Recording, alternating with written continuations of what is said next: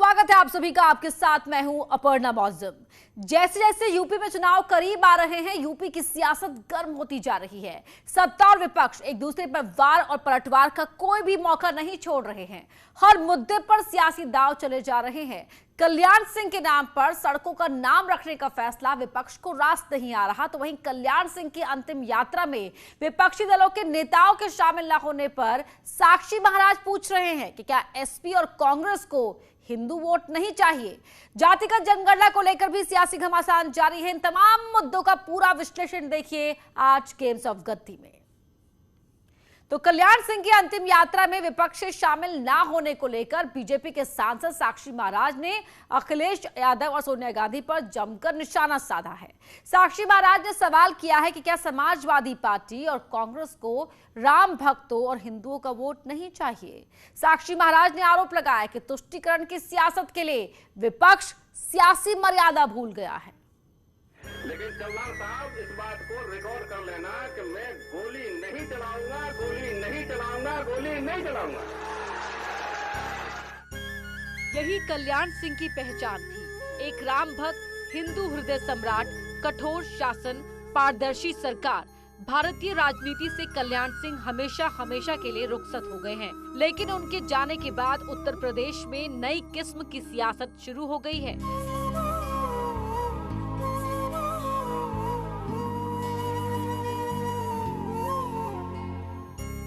कौन राम भक्त है और कौन नहीं।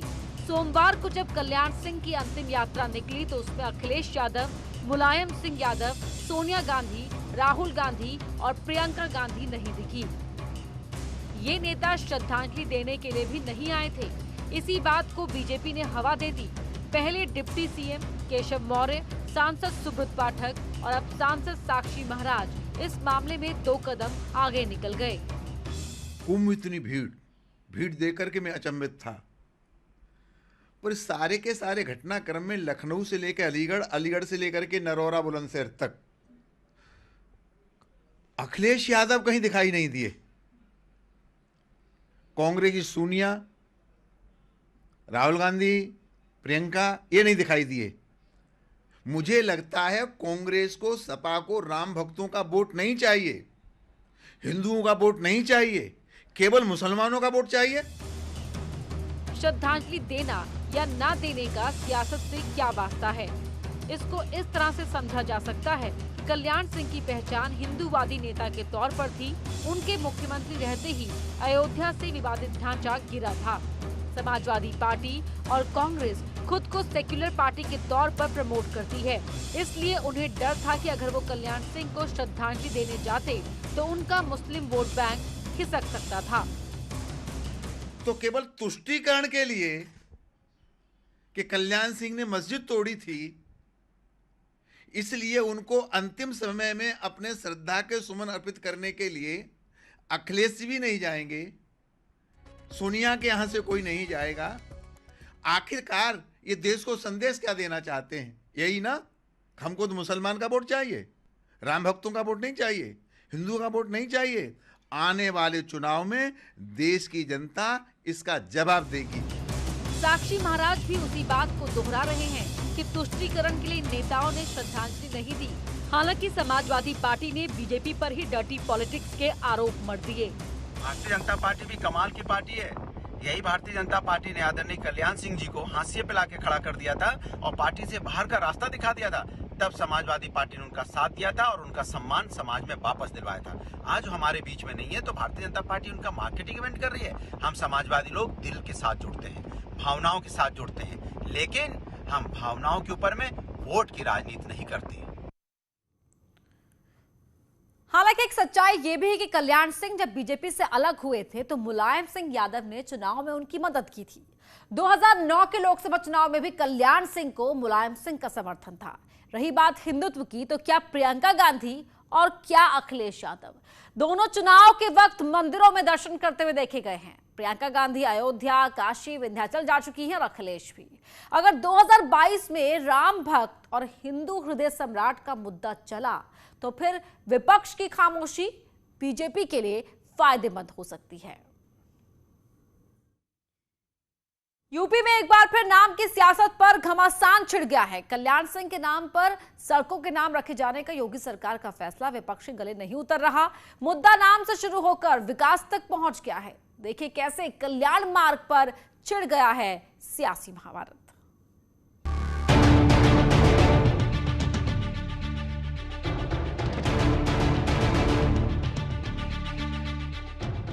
राम मंदिर आंदोलन के महानायक कल्याण सिंह के नाम पर सड़कों के ऐलान को लेकर सियासत जोर पकड़ती जा रही है।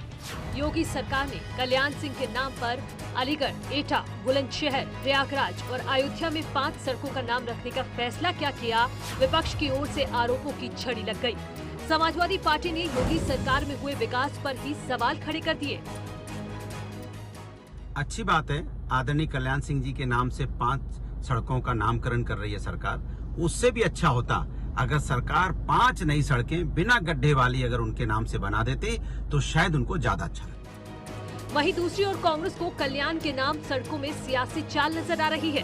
कांग्रेस का कहना है कि बीजेपी कल्याण सिंह के नाम को 2022 के लिए भुनाने की कोशिश कर रही है।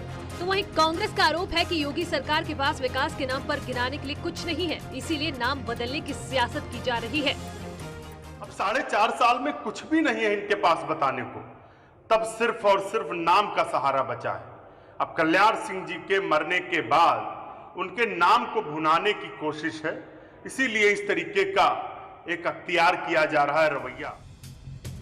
वहीं दूसरी ओर ओवैसी तो कल्याण सिंह के नाम पर सड़कों के ऐलान से खासे नाराज दिखाई दे रहे हैं। ओवैसी से जब कल्याण सिंह के नाम पर सड़कों को लेकर सवाल किया गया तो वो भड़क गए और योगी सरकार पर निशाना साधने लगे। गंगा के पानी के ऊपर लाशें तीर रही थी, नाम बदलने से क्या किसी को ऑक्सीजन मिल गया? गंगा के किनारे लाशों पर कुत्ते खा रहे थे, नाम बदलने से कुछ हो गया? जलाने के लिए लकड़ी नहीं थी कोविड सेकेंड वेव में, तो नाम बदलने से नौकरी मिल गई। 37 लाख यूपी के अनएम्प्लॉयमेंट पोर्टल पे बेरोजगार नौजवान के नाम है और इनको नाम बदलने की फिक्र है। अरे नाम से ज्यादा काम करिए ना, गवर्नेंस करिए। महिलाओं पे जुल्म होते रहता है। वहीं बीजेपी ने भी विपक्ष पर करारा पलटवार किया है। बीजेपी का कहना है कि वो अपने वरिष्ठ नेताओं का सम्मान करना अच्छे से जानती है। यूपी में कल्याण सिंह जैसा सफल मुख्यमंत्री कोई नहीं रहा। कल्याण सिंह के काम की मिसाल आज भी दी जाती है, तो फिर उनके नाम को लेकर विपक्ष क्यों परेशान है? नहीं, हम काम करने का भी काम कर रहे हैं और जिस तरह से महापुरुषों का सम्मान भारतीय जनता पार्टी और अपने वरिष्ठ नेताओं का सम्मान हम करना जानते हैं, इस तरह से तो कोई जानता ही नहीं। और मैं तो उनको यही सलाह दूंगा कि ये तो खाली सड़कें हैं। उत्तर प्रदेश के इतिहास में उन जैसा मुख्यमंत्री अभी गुजरा ही नहीं है। उन्होंने जो अपने कार्यकाल में काम किया भारतीय जनता पार्टी के कार्यकाल में कल्याण सिंह जी ने, वो काम को आज लोग अनुसरण करते हैं। और अगर पिछले मुख्यमंत्रियों ने अनुसरण किया होता तो आज तक बहुत कुछ स्थिति बदल गई होती। और ओवैसी साहब जैसे लोगों को तो अभी हम तो उनसे कहेंगे कि आप जो है हैदराबाद वगैरह में थोड़ा सा ध्यान दीजिए, तेलंगाना में, यहाँ उत्तर प्रदेश और देश की सियासत में भी आपको जरूरत नहीं है। सच्चाई ये है कि यूपी की सियासत में हर फैसले को 2022 की सियासी तराजू पर तोलकर देखा जा रहा है। नाम बदलने का ऐलान यूपी के लिए कोई नई बात नहीं है। मायावती सरकार और अखिलेश सरकार के दौरान भी नाम बदलने की सियासत जमकर होती रही और इस बार कल्याण मार्ग को लेकर यूपी की सियासत गर्म है।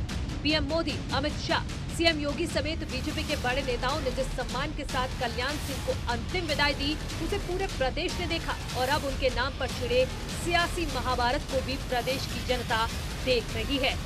Bureau report, news 18।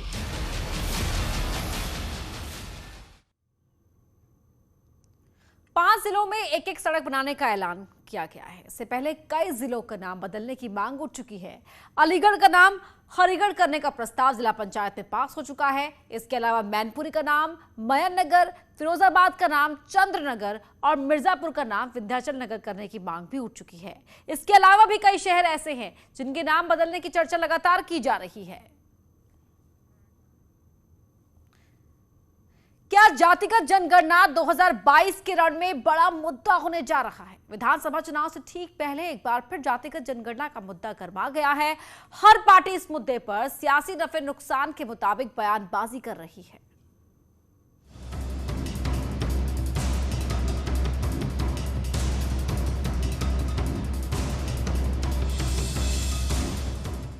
जातिगत जनगणना के लिए बिहार के नेताओं ने जो सियासी बिगुल फूंका, उसकी गूंज यूपी से होते हुए दिल्ली तक पहुंच चुकी है।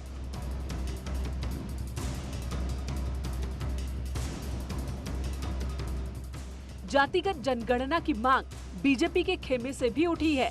नीतीश कुमार, अनुप्रिया पटेल बीजेपी के सहयोगी हैं। ये लोग भी चाहते हैं कि देश में जातिगत जनगणना हो। जातिगत जनगणना होगी या नहीं, इसका फैसला भारत सरकार को करना है, लेकिन केंद्रीय मंत्री कौशल किशोर इसे विरोधियों का डर बता रहे हैं।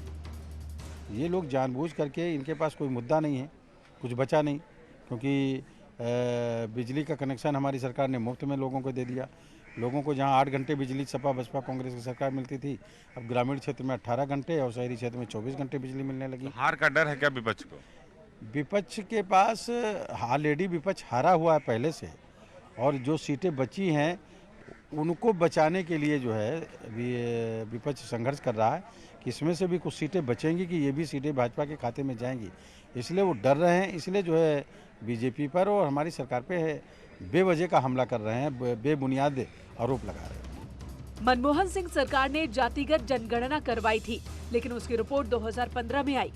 नरेंद्र मोदी सरकार ने जातिगत जनगणना के आंकड़े जारी नहीं किए। इस पर समाजवादी पार्टी के सांसद एसटी हसन ने भी सवाल खड़े किए। कोई आधार तो होगा, नहीं होगा कि रिजर्वेशन कैसे मिले और कितना मिले, उसके आधार पर तो दिया जाएगा। जातिगत जनगणना, मेरा आपसे सवाल ये है कि जातिगत जनगणना ना कराने का क्या सेंस है, इससे क्या नुकसान है? कोई नुकसान है? जातियां तो हैं देश में। यह सिर्फ इस बात का डर है कि जो रूलिंग पार्टी है उनकी जाति बहुत छोटी है, माइनॉरिटी है, और वो मेजॉरिटी के ऊपर रूल कर रहे हैं। क्या इस बात का डर है?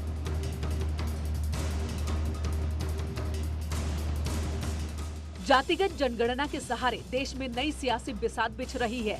अखिलेश के साथ साथ मायावती भी जातिगत जनगणना की हिमायती हैं।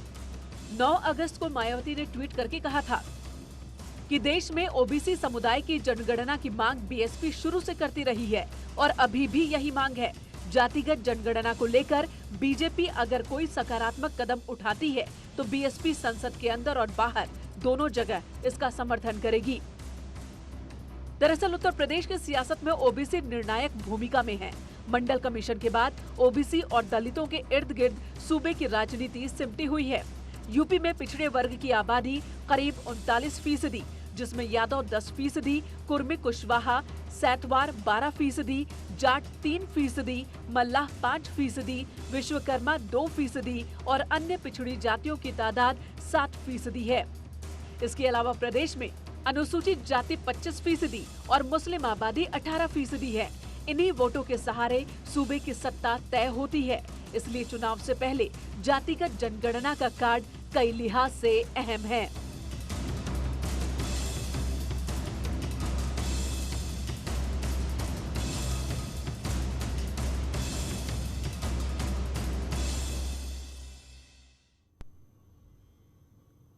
गेम्स ऑफ गद्दी में फिलहाल वक्त तो चला एक छोटे से ब्रेक का, जल्द लौटते हैं।